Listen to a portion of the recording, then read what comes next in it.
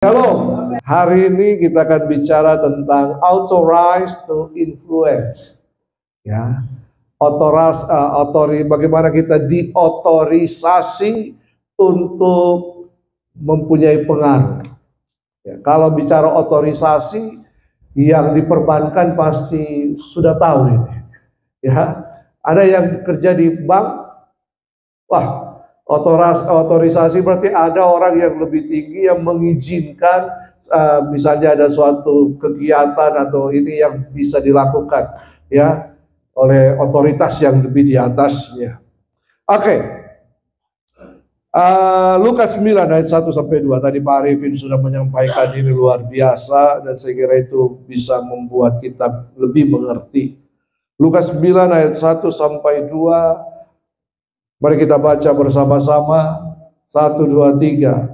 Maka Yesus memanggil ke-12 muridnya, lalu memberikan tenaga dan kuasa kepada mereka untuk menguasai setan-setan dan untuk menyembuhkan penyakit-penyakit. Dan ia mengutus mereka untuk memberitakan kerajaan Allah dan untuk menyembuhkan orang. Nah, di dua ayat ini ada dua hal yang penting di sini. Yang pertama adalah ketika Yesus memberikan tenaga dan kuasa kepada mereka. Tenaga dan kuasa, power and authority. Ya. Jadi Tuhan Yesus memberikan power and authority kepada murid-muridnya. Bukan hanya sekedar diberikan kuasa dan otoritas, tetapi juga Dia mengutus mereka. Kalau kita tidak diutus, ya kita tidak tahu akan kemana. Karena pengutusan itu berarti telah terjadi otorisasi dalam kehidupan kita. Ada otoritas di atas kita yang mengizinkan kita untuk melakukan sesuatu lebih daripada apa yang kita bisa. Ya kan? Lebih daripada apa yang kita bisa. Ketika seorang teller melakukan transaksi dan bukan wewenangnya dia, maka ada orang di atasnya yang memberikan otorisasi supaya teller ini bisa mengerjakan lebih lagi apa yang ada di atasnya. Nah, jadi Yesus memberikan tenaga dan kuasa, power dan otoritas. Katakan, saya telah menerima kuasa dan otoritas. Kayaknya masih ragu-ragu ini. Ya sekali lagi, katakan, saya telah menerima kuasa dan otoritas. Saya telah menerima kuasa dan otoritas. Kalau begitu siap-siap diutus. Katakan kiri kanan, kamu harus diutus. Diutus untuk apa? Untuk mengusir setan. Untuk apa lagi? Menyembuhkan yang sakit. Untuk apa lagi? Memberitakan kerajaan Allah. Jadi kita diberikan kuasa dan otoritas di dunia ini untuk diutus usir setan. Ada di sini yang sudah pernah usir setan? Ada? Anis. Ada di sini yang sudah pernah berdoa untuk orang sakit? Anis lagi, oke. Ada di sini yang sudah pernah pergi memberitakan kerajaan Allah? Anis lagi. Oh haleluya. Berbahagialah kau Anis, ya. Nah, ini dia. Jadi ada 3 hal yang harus kita kerjakan. Usir setan. Oke. Nah, siapa lawan Tuhan yang sebenarnya? Ayo. Siapa lawan Tuhan? Ada? Ada atau tidak ada? Ada. Mamon. Iya kan? Matius 6. Mamon itu lawannya Tuhan. Bukan iblis. Iblis telah ditaklukkan di bawah kaki Yesus. Nah, iblis lawan kita. Dari orang percaya punya lawan itu iblis. Loh.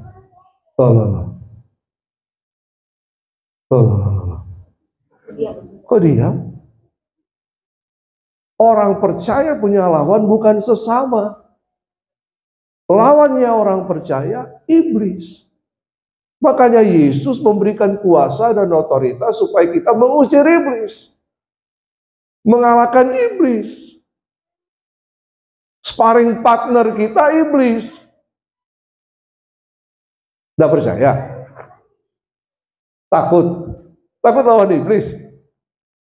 Halo?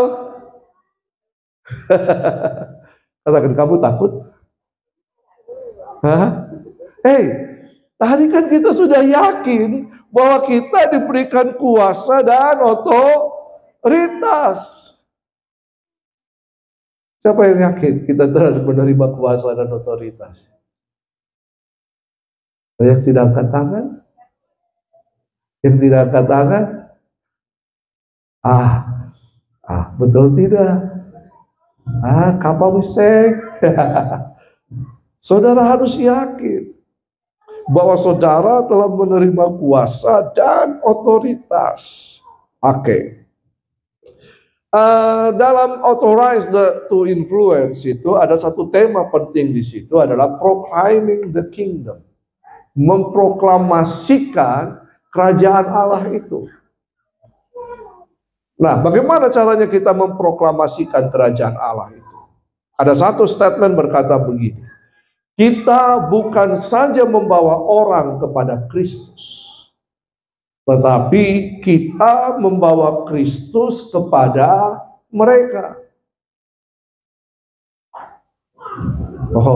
Kita tidak saja membawa orang kepada Kristus, tarik-tarik orang kepada Kristus, tapi saatnya sekarang adalah kita jemput bola. Kita bawa Kristus kepada mereka. Bagaimana caranya? Bapak Ibu Saudara percaya Yesus? Amin. Yesus ada di mana sekarang? Yesus ada di mana sekarang? Yang di sorga angkat tangan. Atau di dalam kita? Yesus di hati, tiada sukar, tiada sedih. Yesus di hati, Yesus di hati, tiada sukar, senang selamanya. Haleluya. Ya, lagu sekolah minggu kan? Dari sekolah minggu kita diajar bahwa Yesus ada di dalam kita. Ketika kita diberikan kuasa dan otoritas, bukan saja untuk mengusir setan-setan, menyembuhkan orang sakit, tapi kita memberitakan kerajaan Allah, memproklamasikan kerajaan Allah. Ketika kita datang kepada mereka, berarti kita sedang membawa Kristus yang ada di dalam saya, yang ada di dalam Bapak Ibu kepada mereka. Saudara yang amin. Iya. Berarti begini. Kita harus sadar sekarang, Yesus ada di dalam saya. Yesus ada di dalam Bapak Ibu Saudara. Kalau begitu, kelakuan harus dijaga.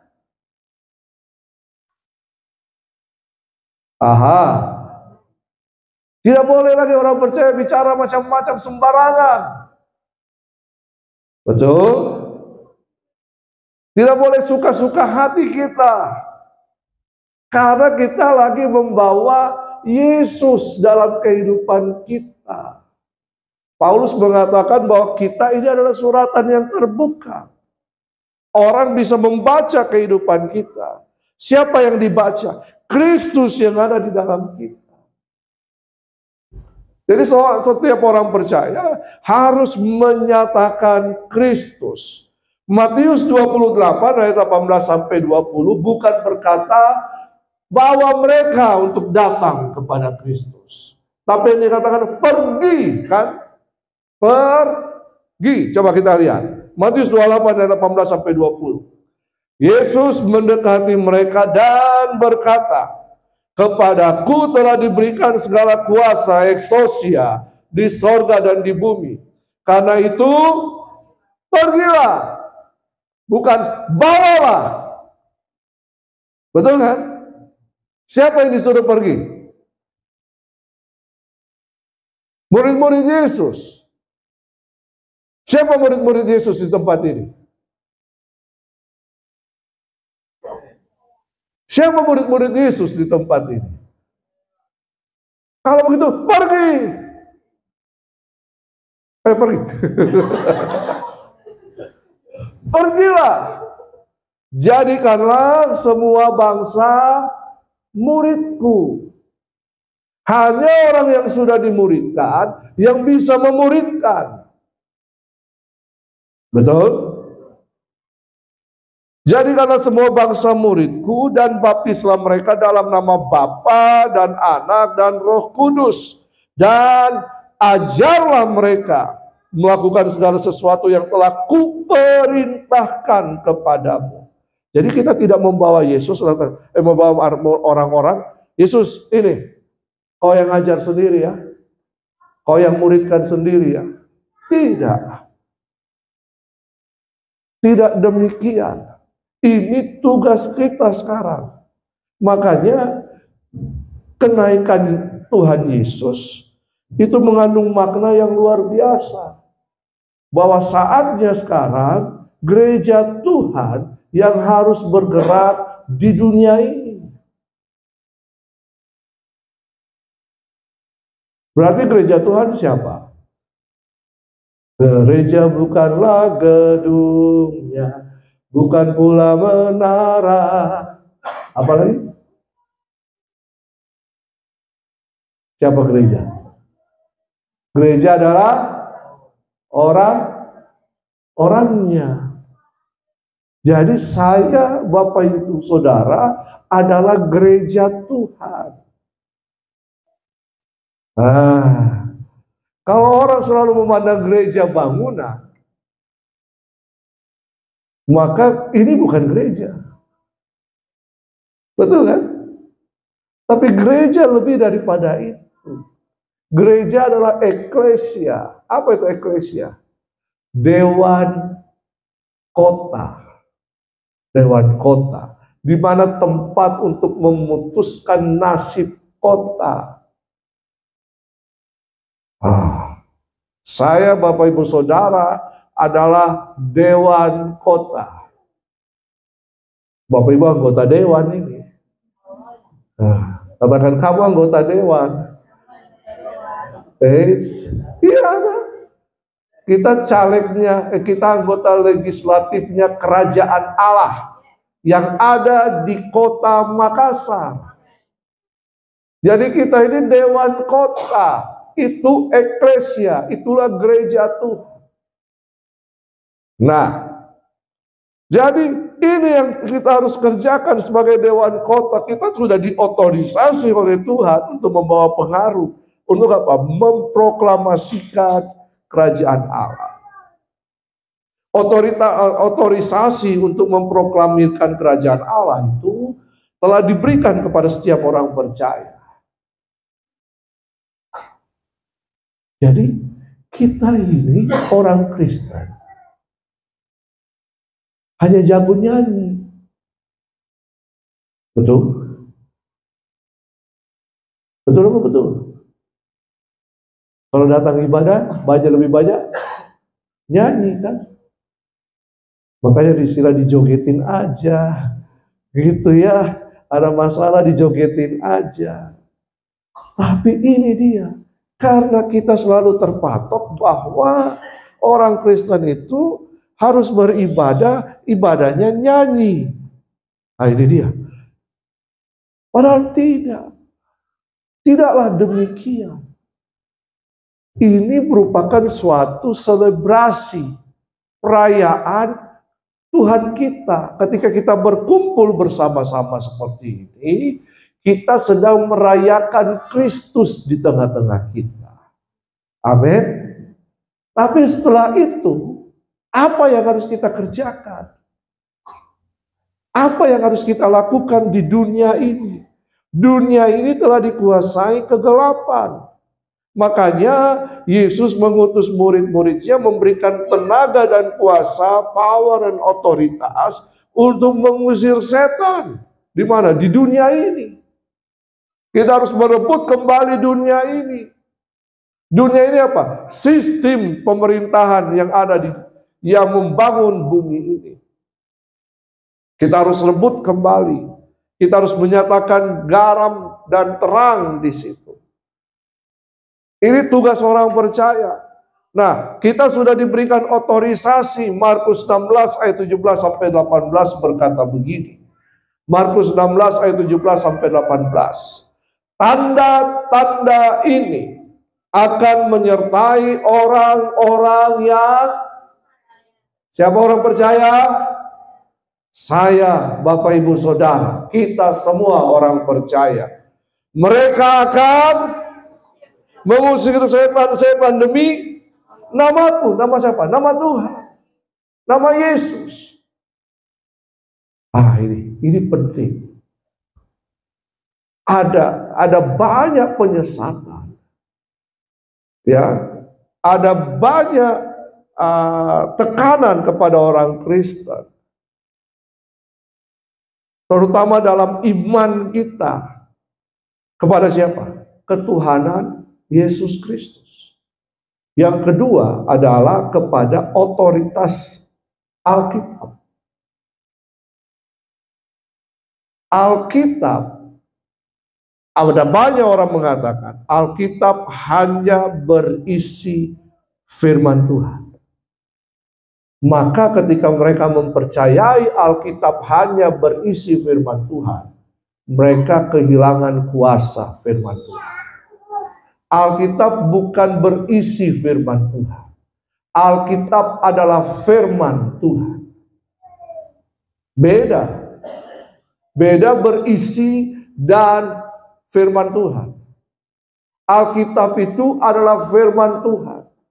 Sehingga ya, memang dalam prosesnya yang menulis manusia, tapi yang memberikan inspirasi Roh Kudus, Tuhan sendiri. Mereka menuliskan sebagai laporan pergerakan, laporan apa yang Tuhan kerjakan pada waktunya, pada waktu itu. Mereka tidak menuliskan dengan tujuan untuk menjadikan kitab suci. Sehingga Alkitab kita ini mengalami proses yang luar biasa. Alkitab kita tidak turun jatuh dari sorga. Tapi Alkitab kita mengalami proses kemanusiaan itu. Firman menjadi manusia. Nah, jadi kurang lebih 1500 tahun, 40-an penulis menuliskan laporan-laporan ini. Lalu kemudian disatukan. Sehingga kita punya 66 kitab dengan berbagai terjemahan. Nah, ketika Alkitab ini ditulis dalam bahasa apa? Ibrani, Aramik, Yunani. Ketika di Indonesia kan pasti ada kosakata yang tidak ketemu begitu kan. Nah, lalu dibilang berarti begitu Alkitab ini salah. Tidak demikian. Ya, ineransinya bukan begitu. Alkitab kita punya otoritas ilahi. Tidak sekedar ada demikian. Ya nanti kita belajar, ini belajar. Jadi ketika kita meragukan Alkitab adalah firman Tuhan, maka ujung-ujungnya kita akan meragukan Yesus adalah Tuhan. Ketika kita meragukan Yesus adalah Tuhan, maka sia-sia iman percaya kita. Tidak usah kita jadi orang Kristen. Tapi bukti bahwa Yesus adalah Tuhan dan Alkitab adalah firman Allah sudah begitu banyak. Ada yang berkata bahwa Yesus hanya manusia biasa, tapi karena spiritualnya bagus, dia diangkat oleh Tuhan, sehingga dia bisa melebihi manusia dan dia jadi juru selamat, jadi nabi. Tidak demikian. Yesus sungguh-sungguh manusia, dia sungguh-sungguh Allah. Tidak ada nama lain di bawah kolong langit ini, kata firman Tuhan, yang dalamnya kita diselamatkan. Betul? Nah, keraguan-keraguan ini membuat kita tidak mengalami kuasa dan otoritas itu. Keraguan-keraguan ini yang mengakibatkan kita menjadi orang percaya yang biasa-biasa saja. Padahal Tuhan tidak mau kita menjadi orang percaya yang biasa-biasa. Tuhan mau kita menjadi orang percaya yang berjalan dengan kuasa dan otoritas. Amin. Nah, kan dikatakan tanda-tanda ini akan menyertai orang-orang yang percaya. Mereka akan mengusir setan-setan demi namaku, nama Yesus. Mereka akan berbicara dalam bahasa-bahasa baru bagi mereka. Mereka akan mempunyai karunia lidah. Mereka akan memegang ular. Ada di sini yang sudah pernah memegang ular? Saya sudah pernah makan ular. Ular santan kering, rica-rica, sedap.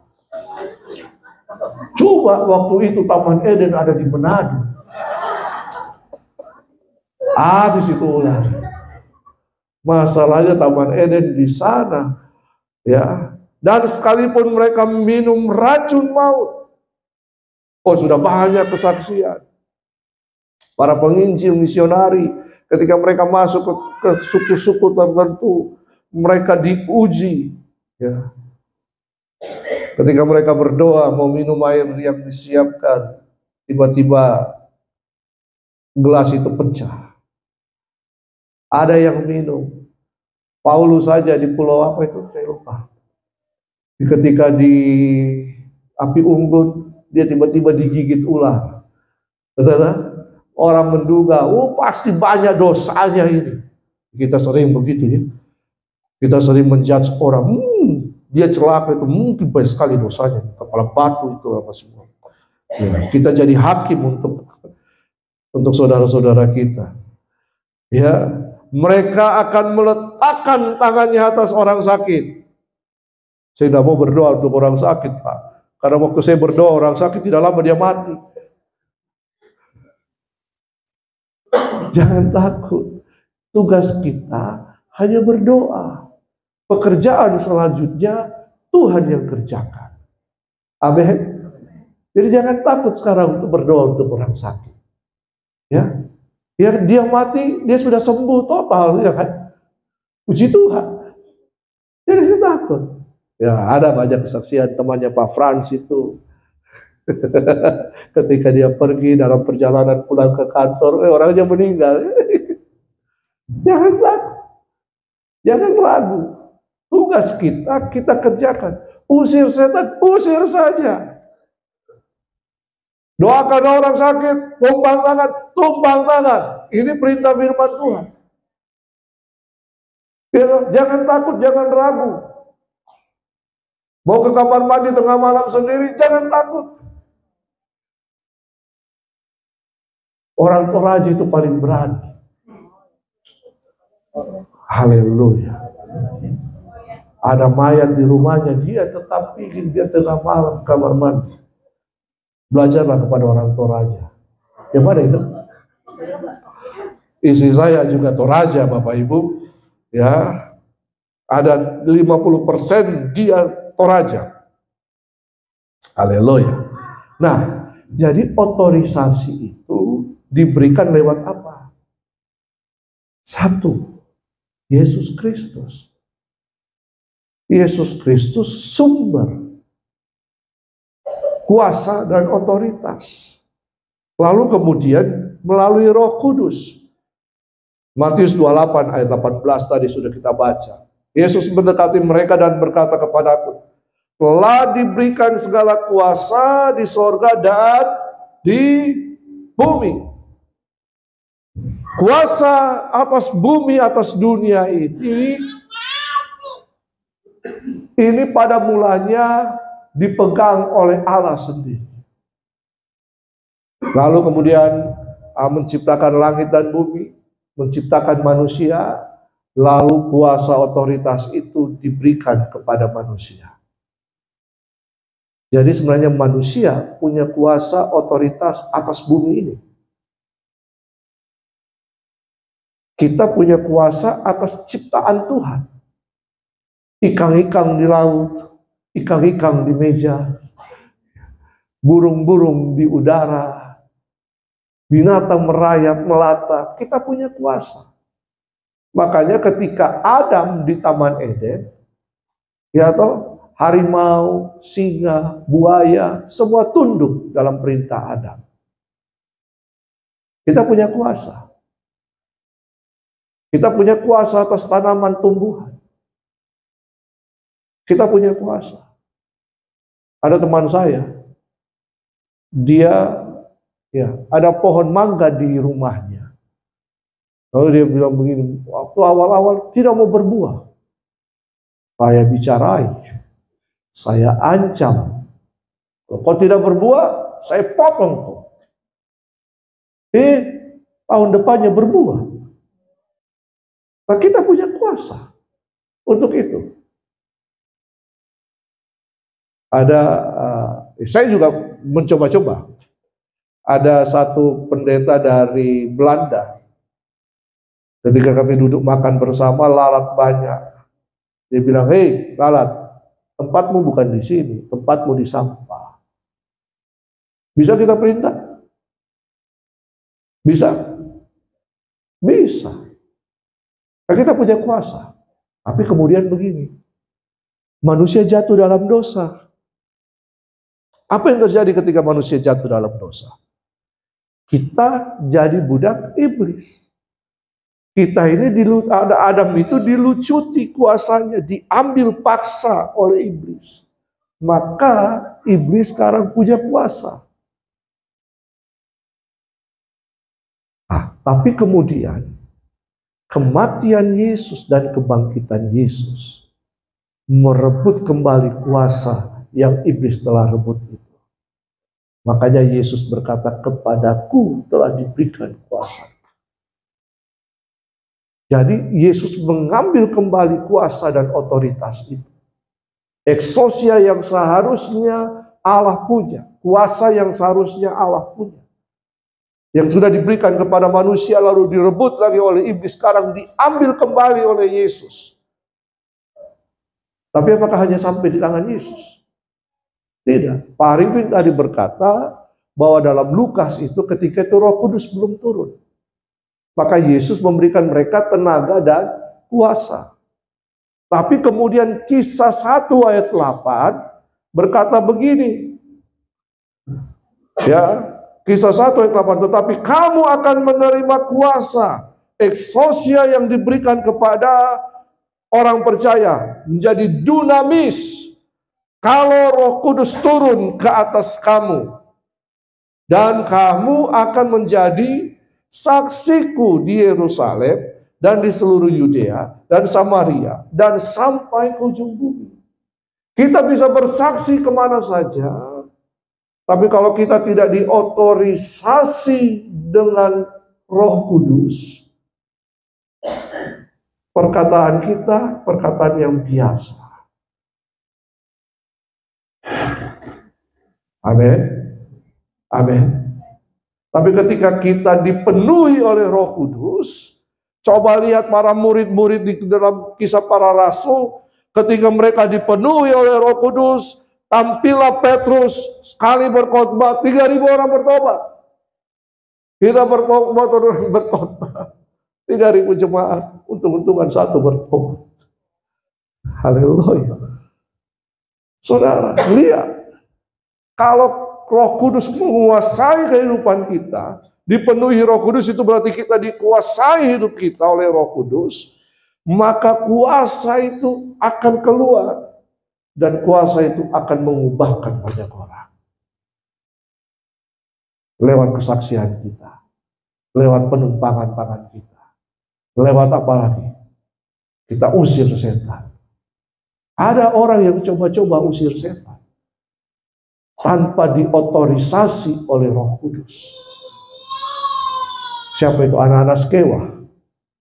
Iya kan? Mereka coba-coba usir setan. Lalu setan bilang, Paulus aku kenal, kamu siapa? Jadi kita perlu diotorisasi.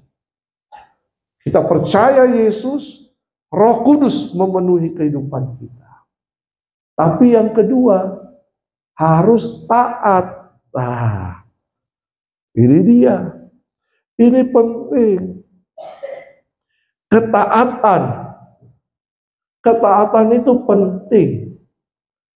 Saya cuma tulis di sini Matius 7 ayat 29.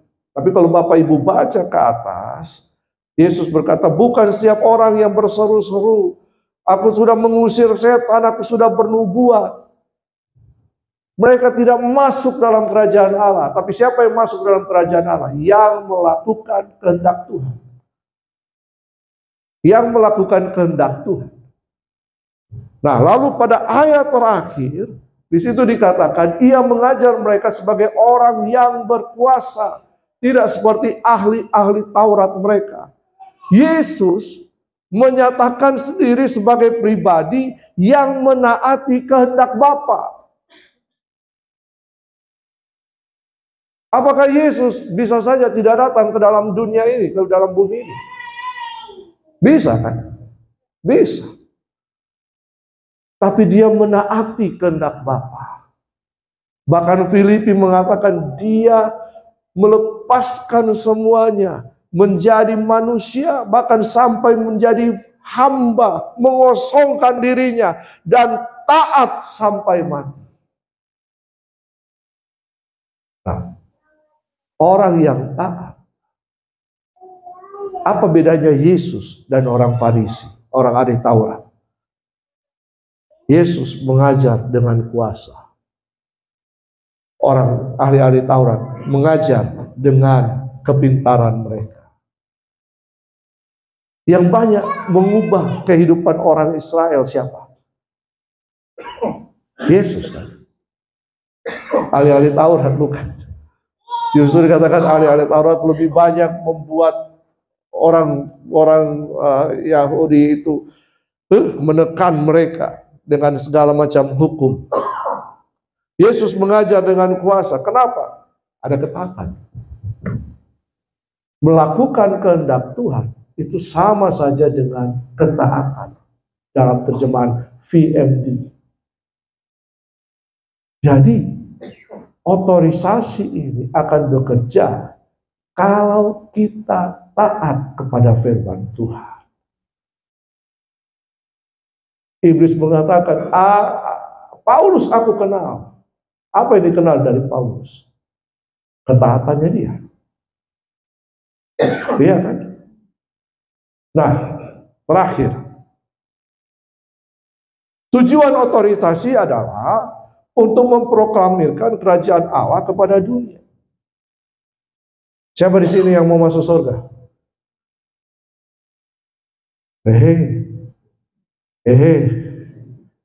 Surga itu bukan tempat manusia, Bapak Ibu, mohon maaf.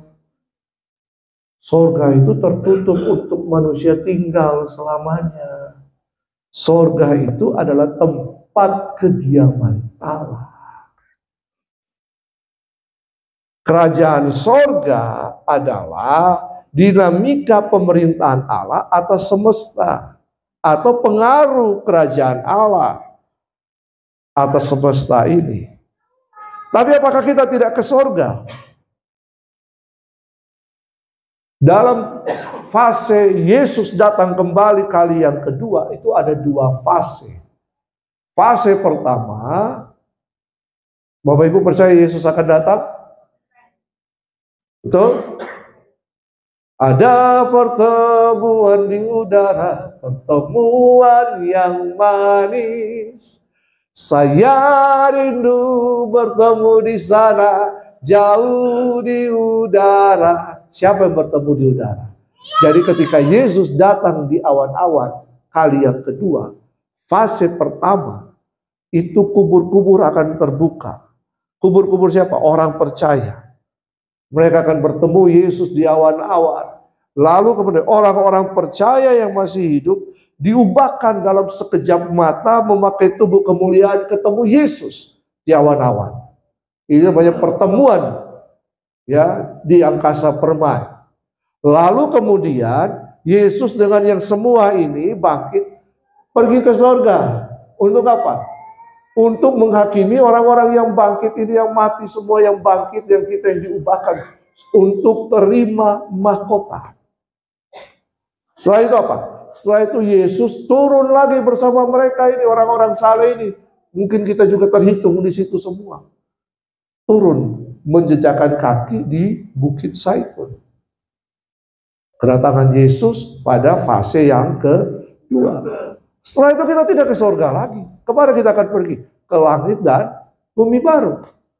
Wahyu 21, Wahyu 22. Setelah itu nanti di langit dan bumi baru, surga atau Yerusalem baru itu akan turun ke bumi. Ah, keren kan? Keren tidak? Keren. Saudara, jangan lagi berharap masuk surga. Berharaplah hidup dalam kekekalan bersama Yesus. Amin. Karena pemahaman surga kita itu pemahaman agama-agama dunia. Pemahaman sebagian besar orang Kristen, orang percaya, surga itu tempat yang senang-senang. Tempat untuk melarikan diri dari kesusahan dunia. Nah, Lukas 11 ayat 20 berkata begini. Tetapi jika aku mengusir setan dengan kuasa Allah, maka sesungguhnya kerajaan Allah sudah datang kepadamu. Ketika kita usir setan, kerajaan Allah sudah nyata. Siapa yang menyatakan kerajaan Allah? Kita. Betul kan? Kita. Kita sedang memproklamirkan kerajaan Allah kepada dunia. Bahwa kerajaan Allah sudah ada di dunia ini. Kenapa? 1 Korintus 4 ayat 20. Sebab kerajaan Allah bukan terdiri dari perkataan, tapi dari kuasa. Jadi ketika Bapak Ibu Saudara mengaktifasi kuasa dan otoritas itu, Bapak Ibu Saudara sedang memproklamirkan bahwa Bapak Ibu Saudara adalah warga kerajaan Allah di dunia ini. Amin. Amin. Jadi jangan takut untuk usir setan. Jangan takut untuk doakan orang sakit. Jangan takut untuk memberitakan Injil kerajaan Allah. Karena kita sudah diotorisasi. Amin. Katakan kiri kanan, dia jangan takut ya. Haleluya. Haleluya. Oke.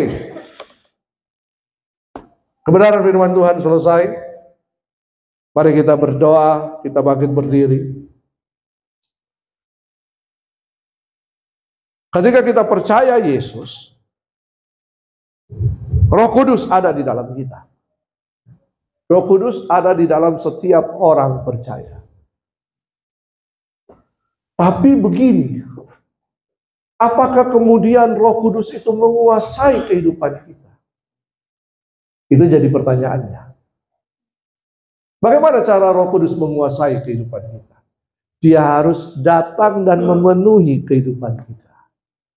Itu yang namanya baptisan Roh Kudus.